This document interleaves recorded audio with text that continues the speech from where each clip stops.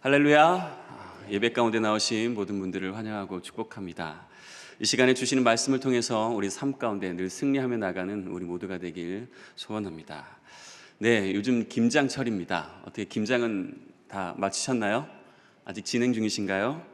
또 지난주에 저희 교회에서 또 김장을 했죠. 너무나도 많이 수고하셨고 함께 하신 모든 분들 다시 한번 감사드립니다. 또 주신 김치 잘 먹도록 하겠습니다. 교회 김장도 마쳤고 엊그저께 월요일 날 저희 이제 또 부모님 댁 김장을 했습니다. 그래서 가족 모두 함께 올라갔습니다. 첫째는 또 이렇게 체험학습 신청서를 내서 같이 올라갔습니다. 그리고 이제 할머니와 첫째와 함께 차를 가지고 농수산물 시장에 가서 배추를 구입을 했습니다. 그곳에서 이제 배추를 구입하고 또 아이와 함께 다니면서 참 아이의 모습을 보면서 김장을 보고 느낀 것이 아니라 아이의 모습을 보고 느낀 겁니다. 아이의 모습을 보고 참 많이 성장했구나 하는 생각이 들었습니다. 왜냐하면 예전 같았으면은 그냥 차를 타서 목적지에 도착하기까지 아빠 언제 도착해? 얼마나 남았어를 정말 100번은 외쳤던 것 같습니다. 한 5분 갔나요? 아빠 언제 도착해? 또 한 10분 갔나요? 아빠 언제 도착해? 그런데 이번에는 갈 때는 전혀 그런 얘기 없이 그냥 묵묵히 자기 또 바깥도 보고 또 얘기도 나누면서 굉장히 편하게 갔습니다. 그리고 또 이렇게 마트나 농수산물 시장이나 어딜 같이 가게 되면은 말도 안 되는 질문을 많이 했습니다. 그래서 대화는 됐지만 말도 안 되는 질문. 그렇지만 이번에는 굉장히 얘가 이런 것도 생각하네 하는 그런 질문, 그리고 또 무슨 그에 대한 답을 해주면 또 잘 알아듣는 그런 모습, 그런 모습을 보면서 얘가 참 많이 성장했구나. 또 이제 김장을 배추를 나르거나 팔을 다듬거나 할 때 또 하라고 하면은 또 묵묵히 또 합니다. 그런 걸 보면서 옛날 같았으면 이걸 내가 왜 하냐고 막 하면서 그랬을 텐데 굉장히 이번에는 묵묵히 자기가 맡은 일을 잘 하더라고요. 그래서 많이 성장했고 또한 그 첫째와 대화가 참 잘 되는 것을 느꼈습니다. 이 첫째는 11살이고 이제 둘째는 3살인데 이제 3살은 이제 말은 통합니다. 뭐 해? 그러면 합니다. 또 말도 합니다. 그렇지만 통함은 없습니다. 그냥 일상적인 대화일 뿐이지 그 아이와의 어떤 뭐라고 할까요? 그 감정과 영적인 것이 전혀 통하지는 않죠. 그런 것 같아요. 바로 이 기도가 우리가 하나님과의 그 통함, 하나님과의 그 대화, 그냥 대화는 되지만 그 대화 가운데 우리의 마음이 얼마나 전달되고 또한 그 사람의 그분의 마음이 내 마음 가운데 얼마나 전달되느냐가 바로 그 대화의 중요성이죠. 바로 기도도 이와 마찬가지인 것 같습니다. 우리가 하나님과 대화를 하면서 하나님의 마음을 내가 얼마나 깨닫고 또한 내 마음을 얼마나 하나님께 아뢰는지, 그것이 진정한 기도의 모습은 아닐까 생각을 해보게 되었습니다. 우리는 지금까지 10주간의 기도하는 사람들이라는 주제로 여러 인물, 아브라함서부터 지지난주죠. 지난주에는 원일선 선교사님께서 오셨기 때문에 지지난주에는 느헤미야의 기도까지 우리가 10번의 그 기도의 사람들이라는 주제를 가지고 함께 말씀을 나눴습니다. 그 가운데서 여러 중보, 또 회개, 감사, 또한 그 상황 속에서 펼쳐지는 또한 우리가 어떠한 모습으로 기도해야 할지를 분명히 말씀해 주셨습니다. 지난주 느헤미야 기도에서는 기도를 먼저 충분히 하고 회개를 하고 또한 하나님의 약속의 말씀을 붙잡아라 라는 그런 말씀에 귀한 메시지를 주셨습니다. 오늘은 그 기도하는 사람들 그 주제의 마지막 말씀입니다. 요나의 기도에 대해서 우리가 한번 살펴보길 소원합니다. 요나의 기도. 우리가 요나서는 짧고 또 여러 가지 스토리나 책이나 여름 성경학교, 주일학교에서 굉장히 많이 들었습니다. 그렇기 때문에 또 우리가 놓친 부분은 있지 않는지 한번 말씀을 통해서 살펴보길 원합니다. 우리가 첫 번째로 살펴볼 것은 바로 물고기 뱃속에서 기도하는 요나입니다. 요나는 하나님을 피해서 니네와는 정반대되는 그 다시스로 가려고 그 배를 탑니다. 그러나 그 요나의 모든 상황을 아시는 하나님께서, 그 길을 다 아시는 하나님께서 폭풍우를 보내십니다. 그리고 그 결과 요나는 바닷속으로 던져지게 되죠. 그리고 우리가 잘 알다시피 큰 물고기가 나와서 요나를 삼킵니다. 요나는 그 물고기 뱃속에서 3일 밤낮을 지내며 기도하게 됩니다. 우리 1절과 2절을 함께 읽도록 하겠습니다. 시작. 요나가 물고기 뱃속에서 그의 하나님 여호와께 기도하여 이르되 내가 받는 고난으로 말미암아 여호와께 불러 아뢰었더니 주께서 내게 대답하셨고 내가 수월의 뱃속에서 부르짖었더니 주께서 내 음성을 들으셨나이다. 어디서 기도했다고요? 물고기 뱃속과 그리고 2절에서는 수월의 뱃속이다 라고 이렇게 표현하고 있습니다. 요나는 왜 물고기 뱃속, 수월의 뱃속 같은 곳에서 기도하게 된 것일까요? 수월이란 말은 바로 지옥이란 말입니다. 왜 지옥과 같은 그 죽음과 가까운 곳에서 기도하게 되었을까요? 우리가 요나의 기도를 떠올리면 항상 이런 이미지를 떠올립니다. 그림을 보여주시죠. 네, 이렇게 큰 물고기 뱃속에서 아주 무릎 꿇고 열심히 기도하는 요나의 모습. 이럴까요? 결코 이렇지 않을 것입니다. 바로 그것은 그냥 좁은 하수도 구멍처럼 우리 몸이 꽉 끼어서 어떻게 움직일 수도 없는 그곳과 같은 곳이죠. 그곳에서 숨이나 제대로 쉴 수 있었을까요? 어떤 이미지 보면은 거기다 장작불을 펴놓고 거기서 이렇게 난로로 있는 이미지도 있더라고요. 정말로 그럴까요? 정말로 그건 상상이고 또한 아이들에게 교육하기 위해서 만들어진 이미지인 것 같습니다. 그렇지만 결코 그렇지 않다는 사실입니다. 몸이 꽉 껴서 그 냄새나고 또한 숨조차 쉴 수 없는 바로 그곳입니다. 왜 요나는 그런 곳에서 물고기 뱃속에서 수월의 뱃속에서 기도를 할 수밖에 없었을까요? 그것은 바로 기도의 때를 놓쳤기 때문입니다. 바로 기도에는 때가 있다는 것입니다. 요나가 물고기 뱃속에 들어가기 전 요나는 적어도 몇 차례 많이 셀 수 있을 정도로 기도할 수 있었습니다. 하나님께서 1장에서 처음 부르셨을 때 요나는 그때 기도했어야만 했습니다. 니느웨로 가기 싫어서 도망갈 것이 아니라 그 자리에서 기도하면서 하나님과 담판을 저었어야죠. 자신의 그 불편한 마음을 하나님께 다 토로하고 하나님의 그 음성을 듣던가 아니면 자기의 어떤 그 마음을 다 내려놨어야 됩니다. 그렇지만 요나는 그 기도의 자리를 피하고 맙니다. 기도할 수 있는 가장 좋은 때는 바로 하나님께서 처음 부르실 때임을 우리는 믿어야 합니다. 이때를 놓치면 우리에게는 많은 아픔, 수월의 뱃속과 같은 그런 많은 아픔과 희생이 따를 수밖에 없는 것이죠.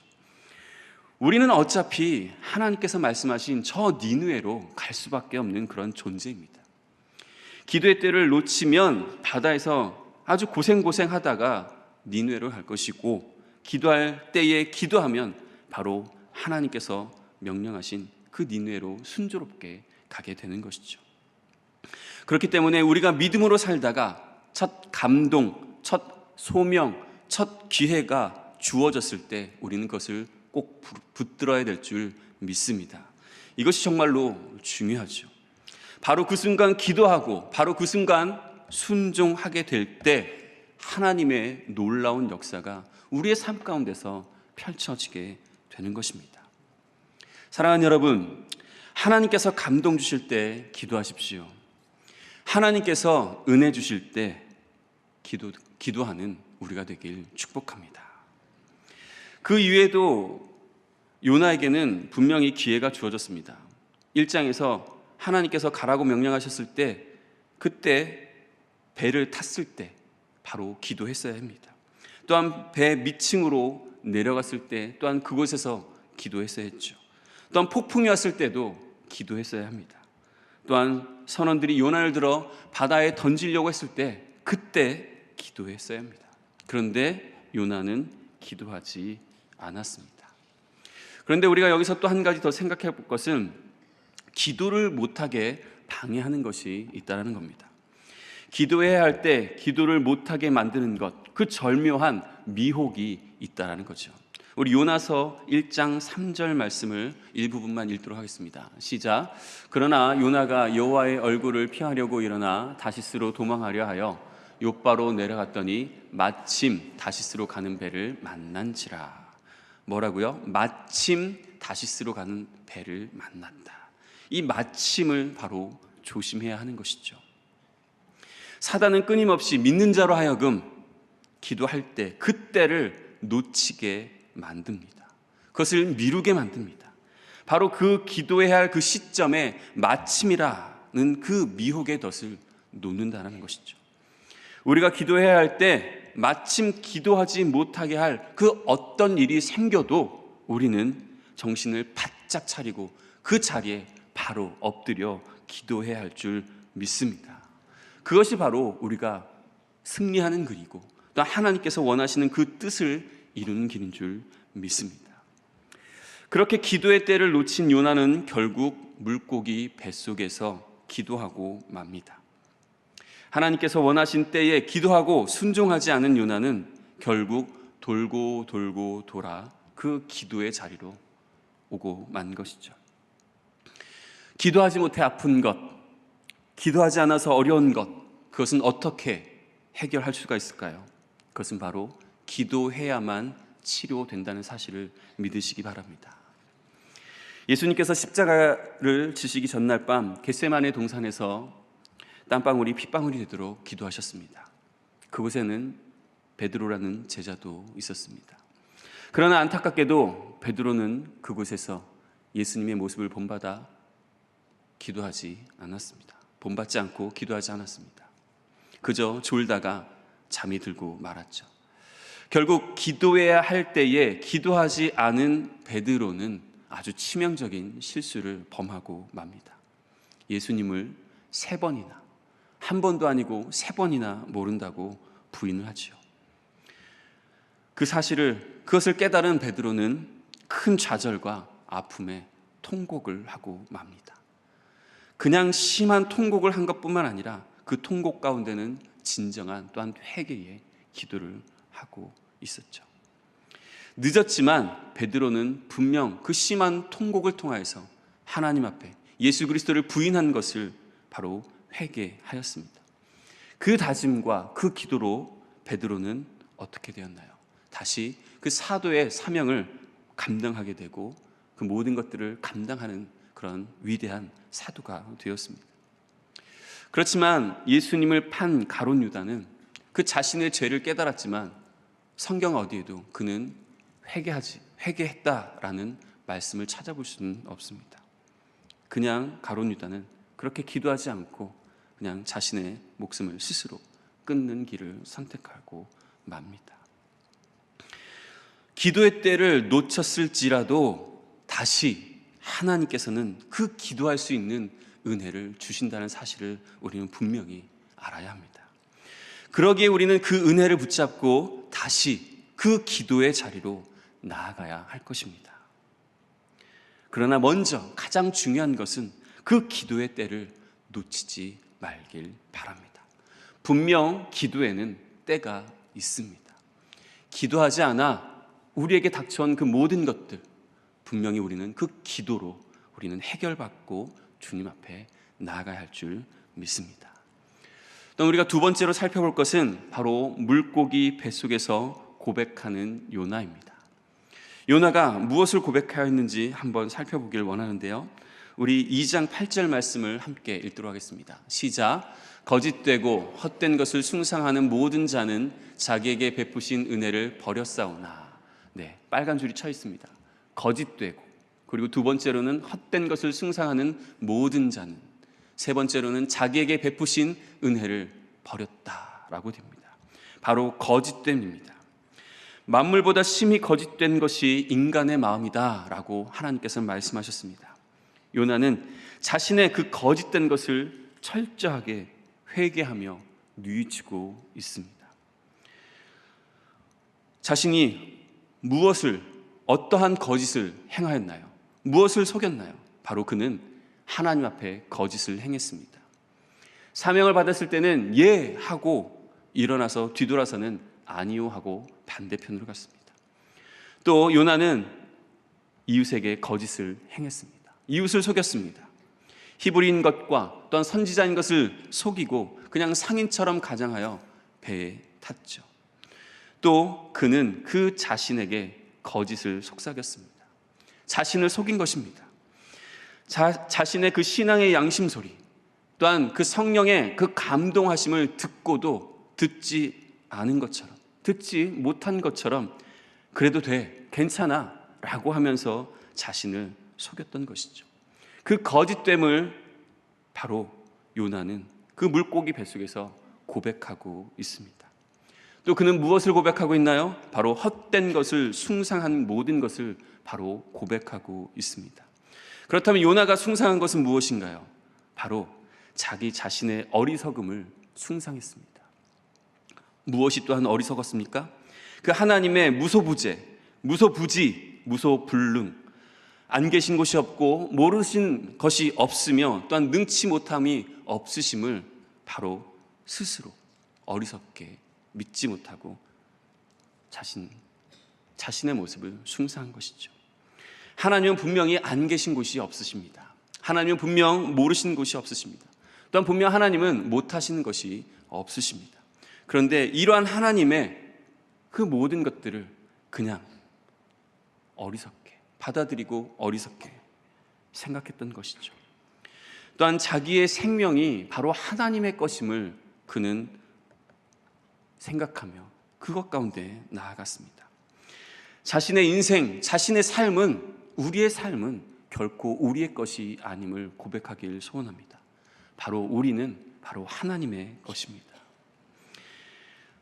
하나님의 것이기에 우리는 하나님 앞에 나가야 하는데 내 자신이 내 것이라고 내 마음대로 생각하며 그 헛된 것을 숭상했던 그러한 모습들. 또한 마지막으로 그가 철저하게 회개했던 것은 무엇입니까? 자기에게 베푸신 은혜를 버린 것을 요나는 회개합니다. 하나님께서 요나에게 베풀어 주신 그 은혜를 저버리는 그 죄, 그것을 회개한 것이죠. 하나님을 만나고 하나님과 대화할 수 있는 그 특권은 아무에게나 주어지지 않습니다. 또한 하나님께 받은 사명은 또한 어떻습니까? 또한 자신으로 인해서 60만이나 넘는 그 영혼이 구원되는 그 놀라운 사명을 주셨는데 이 모든 것들을 버리고 엉뚱한 것으로 간 것, 그것이 바로 큰 죄이죠. 이 놀라운 특권에 대해서 바로 요나에게 베푸신 그 은혜를 망각하고 잊고 있었던 요나는 그것을 그 물고기 뱃속에서 회개합니다. 뿐만 아니라 하나님께서는 계속적으로 요나를 사랑하셔서 그 올바른 길로 인도하시며 그에게 사랑의 기회를 주셨습니다. 그렇지만 요나는 그 사랑에 대해서 외면하고 그저 자기가 하고 싶은 곳으로, 배 밑속으로, 바닷속으로 그저 들어가고 말았죠. 우리의 모습 가운데는 이러한 모습은 없습니까? 거짓 가운데, 또한 헛된 것을 숭상하는 그런 모습 가운데, 또한 하나님께서 베풀어 주신 그 은혜의 그 모습을 온전히 깨닫지 못하고 나아가는 모습이 있지는 않습니까? 그렇다면 지금 이 순간 우리는 진정으로 주님 앞에 회개의 기도를 드려야 할 줄 믿습니다. 그 회개를 통해 하나님 앞에 나가길 축복합니다. 이렇게 회개의 기도만 한 것이 아니라 요나는 또 감사의 기도를 드립니다. 우리 9절을 함께 읽도록 하겠습니다. 시작. 나는 감사하는 목소리로 주께 제사를 드리며 나의 서원을 주께 갚겠나이다. 구원은 여호와께 속하였나이다 하니라. 아멘. 요나는 회개의 기도를 드린 후 그것으로 끝나는 것이 아니라 바로 하나님께 감사의 기도를 드리고 있습니다. 그 물고기 뱃속에서, 수월의 뱃속에서, 무덤 같은 곳에서 그는 기도합니다. 그 기도는 그에게 놀라운 고백을 하게 합니다. 바로 감사의 고백을 하게 하죠. 요나는 이 감사를 통해서 너무나도 큰 축복을 받게 됩니다. 그 축복이 무엇일까요? 그 선물이 무엇일까요? 바로 여유라는 선물입니다. 그 물고기 뱃속, 그 죽음 앞에서 요나는 여유가 생기게 됩니다. 그래서 2장 4절부터 6절에서 이렇게 고백을 하고 있습니다. 우리 함께 읽어보도록 하겠습니다. 시작. 내가 말하기를 내가 주의 목전에서 쫓겨났을지라도 다시 주의 성전을 바라보겠나이다 하였나이다. 물이 나를 싸우며 기품이 나를 에워싸고 바다풀이 내 머리를 감쌌나이다. 내가 산의 뿌리까지 내려가 싸우며 땅이 그 빗장으로 나를 오래도록 막았사오나 나의 하나님 여호와여, 주께서 내 생명을 구덩이에서 건지셨나이다. 아멘. 어디를 보아도 물입니다. 영혼까지도 물이 찼다, 물이 덮었다라고 고백합니다.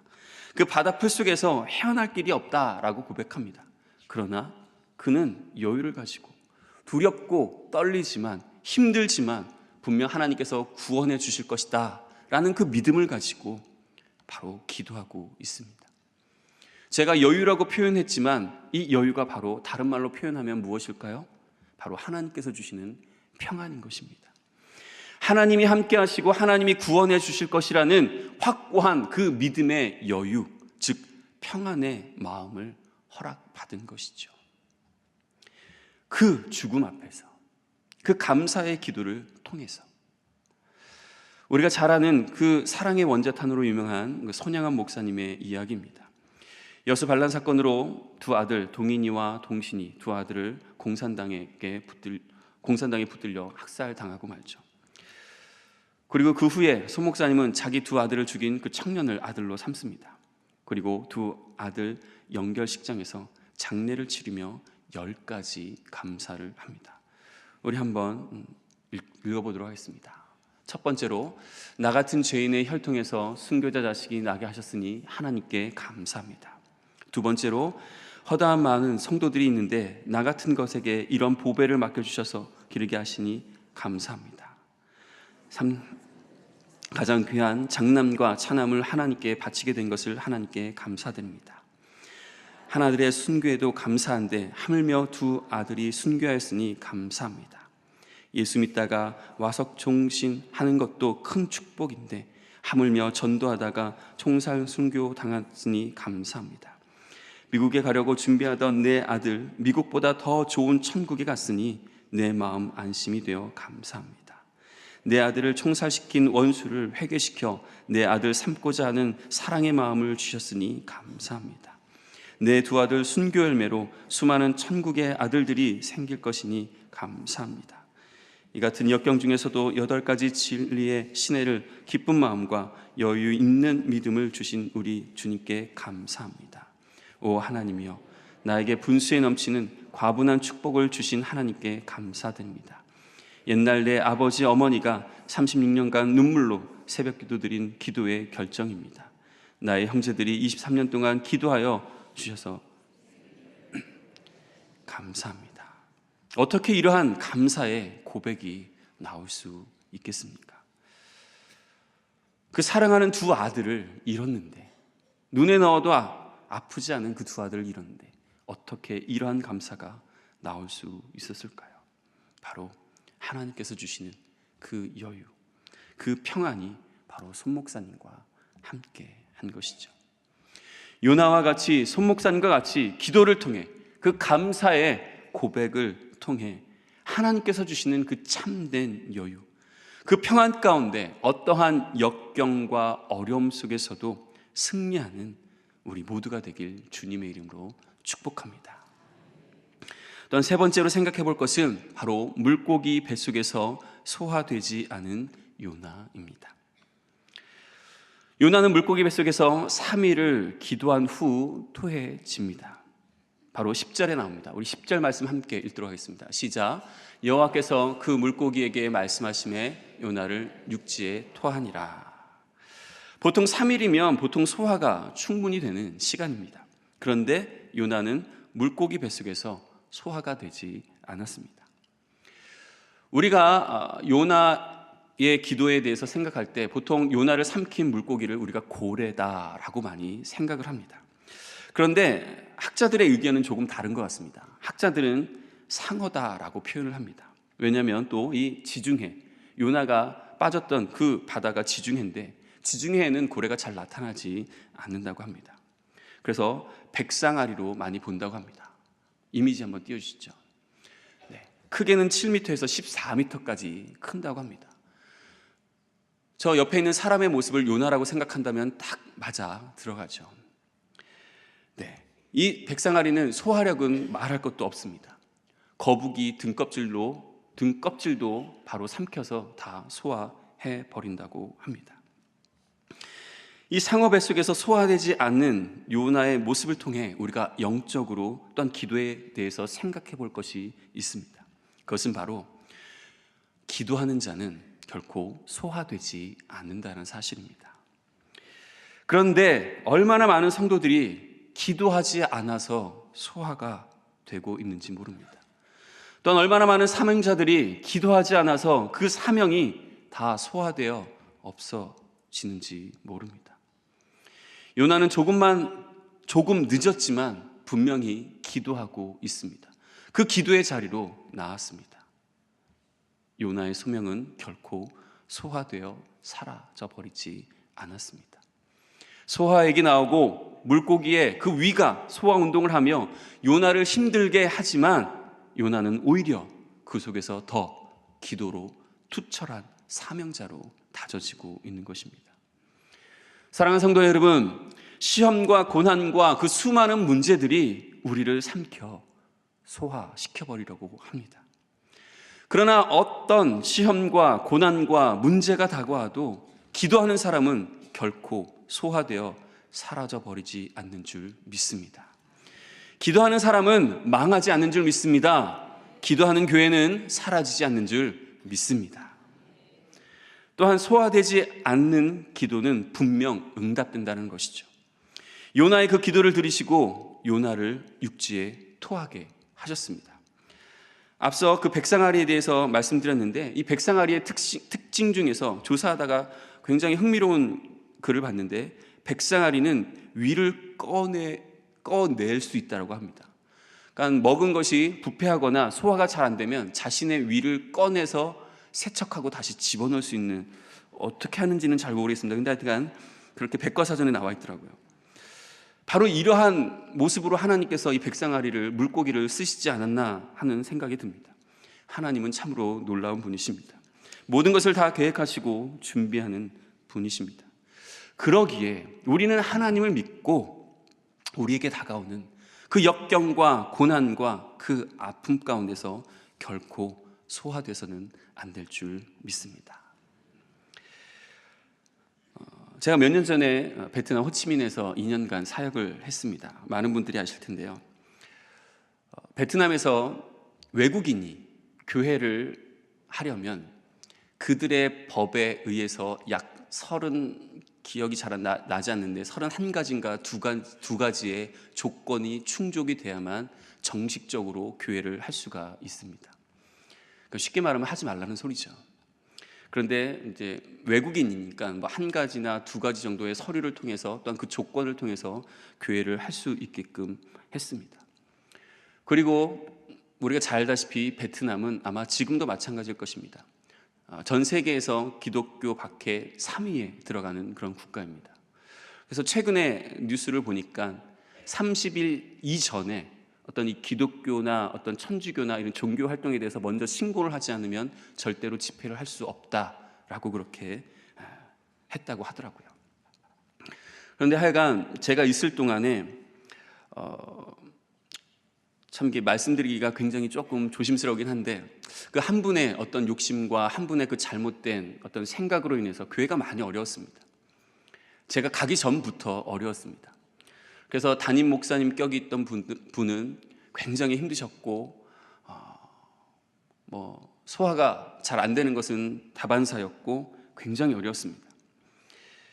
결론적으로 말씀드리면 그 어려운 상황, 그 공산국가 안에서 그 여러 가지 압박과 핍박, 그리고 또 내부적으로 그 서로 갈등과 그 아픔, 그곳에서 제가 있던 교회는 결코 사라지거나 망하거나 없어지지 않았습니다. 오히려 문제가 한 건 정말로 정신없이 터질 때마다 성도님들은 기도하셨습니다. 밤에는 남성분들이 호치민의 특성상 호치민 그 외곽 약 1시간 반에서 2시간 정도 떨어진 곳에 공장들이 있기 때문에 출근하려면 2시간 가까이 가야 되고 또 퇴근하려면 2시간을 와야 됩니다. 그렇게 출퇴근을 하시고 몸이 피곤하신 상황 가운데서도 교회에 모여서 남성분들은 기도하셨습니다. 계속 기도하셨습니다. 새벽마다 부르짖었습니다. 그래서 지금은 정말로 교회가 아주 평온하여졌고, 또 그 안에서 문제를 일으켰던 분은 교회를 나가셨고, 또 여러 가지 그 조건이 맞아서 지금은 교회가 안정적으로 잘 성장하고, 또한 더 확장하고 성장하여서 더 좋은 곳에서 예배를 드리고 있다라는 소식을 들었습니다. 그렇습니다. 물고기 뱃속, 소울의 뱃속, 지옥과 같은 곳, 바로 죽음이 눈앞에 우리 앞에 있어도 우리는 끝까지 기도해야 될 줄 믿습니다. 그렇다면 분명 하나님께서 응답해 주시고 함께해 주실 줄 믿습니다. 말씀을 마치려 합니다. 이처럼 기도하는 사람들이 바로 우리가 되어야 할 줄 믿습니다. 그러기에 정신을 바짝 차리고 말씀 위에 굳게 서서 그 기도해야 하는 때를 놓치지 마십시오. 혹시 놓쳤더라도 바로 깨달았다면 그 자리에 즉시 무릎을 꿇고 기도하십시오. 또한 하나님 앞에서 철저한 회개의 고백과 또한 그 주님의 높고 위대하심을 찬양하며 감사하십시오. 그럴 때 어떠한 역경과 고난과 죽음이 우리를 짓밟을지라도 우리의 기도는 응답될 것이며, 또한 우리의 사명은 완수하게 될 줄 믿습니다. 기도하는 사람들이라는 설교는 오늘로 막을 내리지만, 이제 우리가 각자 각각의 삶의 자리에서 그 바통을 이어받아 우리가 기도하는 자가 되어야 될 줄 믿습니다. 그 믿음의 선진들의 뒤를 잇는 자가 되어 주님 앞에 기도로 승리하는 우리 모두가 되길 축복합니다. 사랑의 주님, 감사합니다. 오늘 요나의 그 기도를 통하여서 아버지 하나님, 그 기도에 때가 있음을, 또한 우리가 회개로 감사로 아버지 하나님 더욱더 하나님 앞에 나가야 함을 우리가 온전히 깨닫게 됩니다. 진정 우리가 기도하는 자가 되게 허락하여 주옵소서. 기도를 쉬는 죄를 결코 범하지 않도록 우리를 붙들어 주옵소서. 그러므로 기도하며 승리하는 우리의 인생 되도록 주님께서 붙들어 주옵소서. 모든 것 주님 앞에 부탁드리며 감사드리며 예수 그리스도의 이름으로 기도드립니다.